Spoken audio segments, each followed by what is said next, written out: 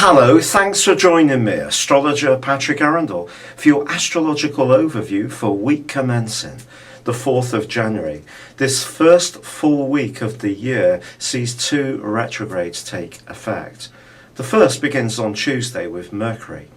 Mercury goes retrograde 3 times a year for 3 weeks each time, but the spread across 2 zodiac signs this time makes it a bit more unique. So it starts the retrograde in Aquarius, but by the end of this week, it's made its way back into Capricorn.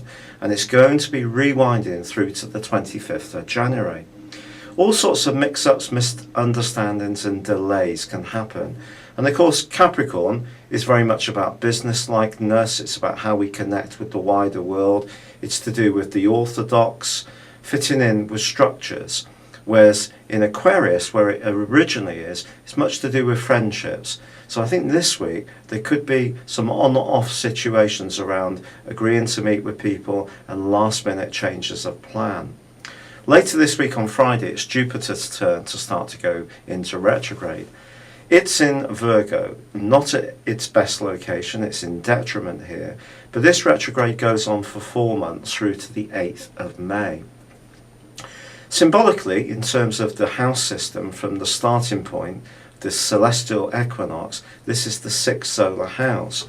So it's an area which asks us to be realistic about health, fitness, diet, and also work. Make sure that we're not taking any of these areas too much for granted.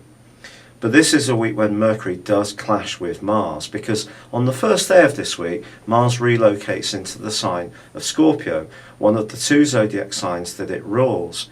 In this location for the next 6 weeks, it brings a real will to bear. And this will can be a good will, or it can be more willful. It just depends on the circumstances.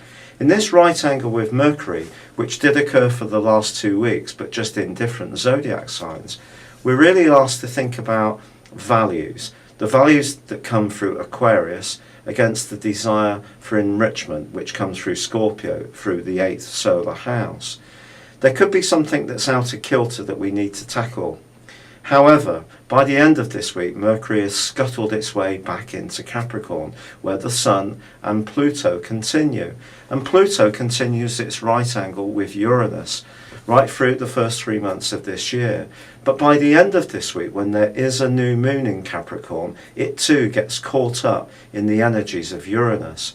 Uranus is the planet of the unexpected, but it's also rebellious, it's also unpredictable, it's about freedom and independence. But in the sign of Aries, where it's been for some years, it's quite a random influence.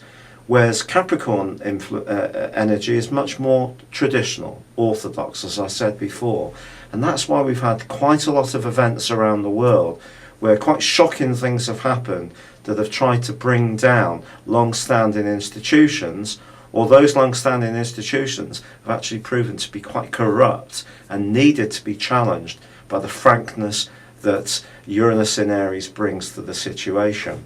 So this new moon in Capricorn can be good if we're wanting to create more security or focus on goals and ambitions, but we always need to be conscious about how we do it and whether we are going to compromise the instincts we have for truthfulness and frankness in our approach, which comes from the energies of Uranus.